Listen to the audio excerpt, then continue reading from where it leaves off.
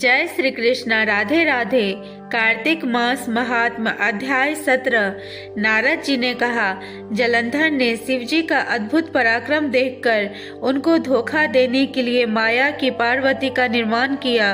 रोती हुई और निशुंभादि दैत्यों के द्वारा सताई जाती और रथ में बंधी हुई पार्वती को शिव जी ने देखा। पार्वती को इस अवस्था में देखकर शिव जी स्वयं भी व्याकुल चित्त हो गए और अपने पराक्रम को भूलकर कुछ देर के लिए चुपचाप चित्र के समान खड़े रह गए। तब तक जलंधर ने शीघ्रता से शिव जी के सिर, छाती तथा पेट में 3 बाण मारे। तब विष्णु भगवान के समझाने पर महादेव जी को माया का ज्ञान हुआ। तब तो शिव जी ने अग्निपुंज की तरह भयंकर रूप धारण कर लिया। रुद्र जी का ऐसा भयंकर रूप देखकर असुर और दैत्य उनके सामने से 10 दिशाओं में भाग गए।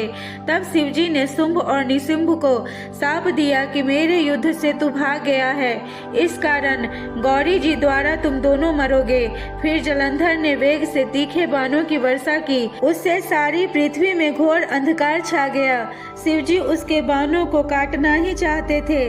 तब तक जलंधर ने परिघ से शिव जी के बलवान बैल को मारा। उस आघात से बैल रणभूमि से भाग गया। शिव जी के खींचने पर भी वह रण में ठहर न सका।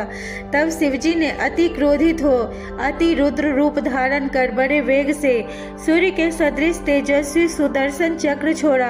आकाश मंडल और पृथ्वी तल को भस्म करते हुए सुदर्शन चक्र ने पृथ्वी में आकर जलंधर के विशाल नेत्र वाले सिर को काट के अलग कर दिया। तब उनका शरीर शब्द करता हुआ रथ से भूमि पर गिर गया और जलंधर का तेज शिवजी में विलीन हो गया। वृंदा के शरीर से निकला हुआ तेज पार्वती के शरीर में लीन हो गया। यह दृश्य देखकर ब्रह्मादि देवता आनंदित हो गए। सिर से शिवजी को प्रणाम कर विष्णु भगवान के कार्य की सराहना करते हुए देवताओं ने कहा, हे महादेव, आपने हम लोगों की शत्रुओं के भय से रक्षा की है। हे प्रभु, यहाँ तो कुछ और हो गया है, इसके लिए हम लोग क्या करें। मृत वृंदा के सौंदर्य में विष्णु मुग्ध हो गए हैं और उसकी चिता पर ही बैठे हुए हैं। शिवजी ने कहा, देवताओं, विष्णु का मोह दूर करने के लिए शरण्य मोहिनी नाम की माया के पास जाओ, वह तुम लोगों का कार्य करेगी। नारद जी ने कहा। ऐसा कहकर भूतगणों के साथ शिवजी अंतर्ध्यान हो गए। तब देवतागण भक्तों पर दया करने वाली मूल प्रकृति को प्रसन्न करने के लिए प्रार्थना करने लगे। देवता कहने लगे, जिससे सत्व, रज और तमोगुण उत्पन्न हुआ है, संसार की उत्पत्ति, पालन तथा नाश का जो आदि कारण है और जिसकी इच्छा से संसार का कल्याण अथवा अकल्याण होता है, ऐसी मूल प्रकृति को हम सब प्रणाम करते हैं, जो 23 भेदों से प्रसिद्ध कही गई है और निखिल संसार में यश नाम से विद्यमान है और जिसके रूप तथा कर्मों को ब्रह्मा महेश भी नहीं जान सकते। ऐसी मूल प्रकृति को हम सब प्रणाम करते हैं, जिनकी आराधना करने से प्राणी दरिद्रता, भय, मोह तथा निरादर नहीं पाता। ऐसी भक्त वत्सला मूल प्रकृति को हम सब प्रणाम करते हैं। नारद जी ने कहा, जो प्राणी इस स्तोत्र को एकाग्रचित तीनों काल में पढ़ा करता है, उसे दरिद्रता, मोह और दुख स्पर्श नहीं करते। इस प्रकार स्तुति करने वाले देवताओं ने आकाश मंडल में अपनी ज्वाला से सब दिशाओं को दीप्यमान करने वाले एक गोलाकार तेज को देखा। उससे आकाशवाणी हुई। शक्ति ने कहा, मैं ही अनेक गुणों से युक्त 3 रूप में लक्ष्मी, सरस्वती, पार्वती रहती हूँ।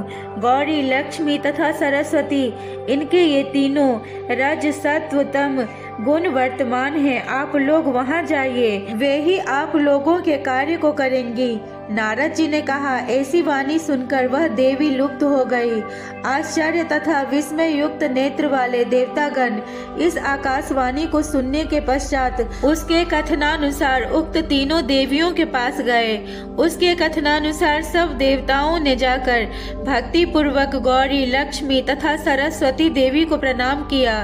तीनों देवियों ने देवताओं को बीज देकर कहा कि इन बीजों को जहाँ पर विष्णु है वहीं पर छींट देना, आप लोगों का कार्य सिद्ध हो जाएगा। नारद जी ने कहा।